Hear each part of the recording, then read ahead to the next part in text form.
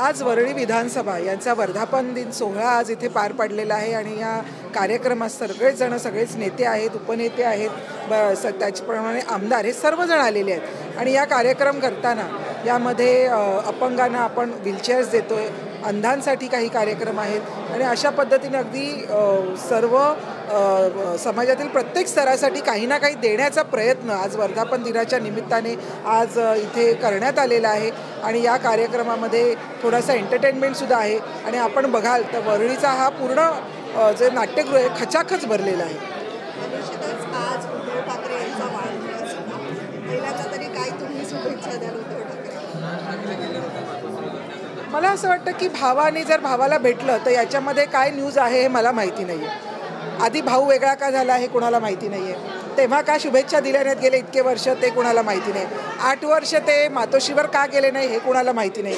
त्याच्यामुळे एखादा भाऊ जर आपल्या भावाला शुभेच्छा देत असेल तर याच्यात मला वाटतं याच्यामध्ये न्यूज होण्यासारखं काही नाही आहे. हे फक्त एक हाईप केलेली गोष्ट आहे आणि सकाळच्या भोंग्याला उद्या बोलण्यासाठी अजून एक विषय आहे. बाकी याच्यामध्ये फार काही महत्त्व नाही. मात्र शिकवते जर पाहायला गेलं तर त्यांनी ट्विट केलेलं होतं आणि त्याच्यामध्ये उल्लेख केलेला होता की शिवसेना उद्धव ठाकरे ते त्यांच्या पक्षाचे पक्षप्रमुख आहेतच. त्याच्यामध्ये काही वेगळा विषय असण्याची गरजच नाही आहे. तर मला असं वाटतं एक भाऊ आपल्या भावाला भेटायला गेला अनेक वर्षाने का होईना परंतु गेले ते तिथे. आणि मला वाटतं उद्धव ठाकरेंच्या चेहऱ्यावरचा आनंद सगळ्यांनीच बघितला असेल. तो का असेल? फक्त भाऊ वाढदिवसाला भेटायला आला एवढाच आनंद नसावा. पुढे सुद्धा तो भावानी माझ्याबरोबर राहावं हा कुठेतरी एक त्याच्या मागचं एक सुप्त इच्छा त्यांची असावी. त्याच्यामुळे मला असं वाटत नाही ह्याच्यामध्ये काही न्यूज आहेत. अगदी मला वाटतं आपण अगदी कोणालाही जे कोणी ज्यांचा वाढदिवस असतो किंवा कुठलाही शुभप्रसंग असतो तर आपण सगळ्यांना शुभेच्छा देतात. तर मला असं वाटतं की शुभेच्छा देण्यास काहीच हरकत नाही आहे.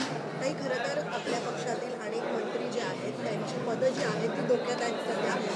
एकनाथ शिंदे किंवा मग देवेंद्र फडणवीस यांनी ज्या सूचना दिलेल्या आहेत खरं तर यांच्यावरती कारवाई केली जाणार आहे. तर याबद्दल शिंदे साहेबांनी काही मार्गदर्शन केले किंवा त्यांचं काही बोलणं झालं? कारवाई केली जाणार आहे हे आम्ही तुमच्या माध्यमातून ऐकतो. आम्हाला तर माहिती नाही आहे परंतु तुम्ही सांगताय की त्यांच्यावर कारवाई होणार आहे.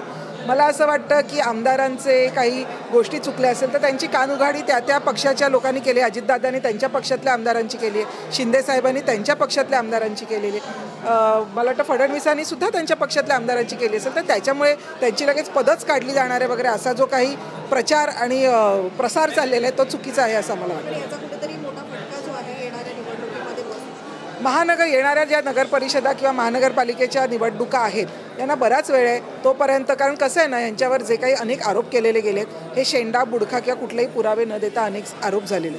तर आमचं म्हणणं आहे की जर काही पुरावे असतीलच तर ते तुम्ही द्यावे, ते समोर ठेवा. रोज मीडियासमोर बोलता ना सकाळी, मग पुरावे पण दाखवा ना. नुसतंच येऊन बडबड कशाला करता? त्यांनी पुरावे दाखवावेत. ते आमच्यावर विश्वास नसेल पोलिसांकडे जावं, अगदी ज्या ज्या यंत्रणेंवर त्यांचा विश्वास आहे त्या यंत्रणांकडे जावे आणि ते पुरावे द्यावेत आणि मग बोलावं. पुराव्याशिवाय तुम्ही बोलू नका आणि आरोप करू नका. एकतर वरळी डोममध्ये दोन्ही ठाकरे बंधू सोबतच पाहायला मिळाले. आज वाढदिवसानिमित्त राज ठाकरे त्यांच्या घरी म्हणजेच मातोश्री निवासस्थानी गेले. मात्र ह्या सगळ्यानंतर चित्र क्लिअर होतात का येणाऱ्या निवडणुकीमध्ये? मला वाटतं त्याला वेळ आहे. जरी भावाला भेटायला गेले असतील तरी तो भावाचा स्वभाव काय आहे आणि कुणामुळे जेव्हा राज ठाकरेजी बाहेर पडलेले तर त्यांनी सांगितलेलं की माझं विठ्ठलाशी भांडण नाही, माझं बडव्यांशी भांडण आहे. तर त्यातले बडवे कोण हे त्यांनी एकदा स्पष्ट करावं. तर मला असं वाटतं की एखादा भावाला भाऊ भेटायला गेला, वाढदिवसाच्या शुभेच्छा दिल्या तर याच्यामध्ये काही फार हुरळून जाण्याची गरज नाही आहे. स्वतः राज ठाकरेंना माहिती आहे की उद्धव ठाकरेंचा स्वभाव काय आहे.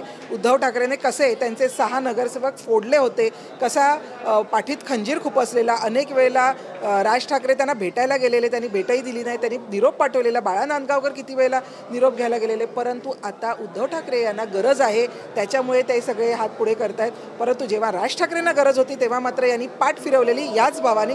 हे राज ठाकरे आणि मनसैनिक विसरलेला नाही आहे याची आम्हाला खात्री आहे.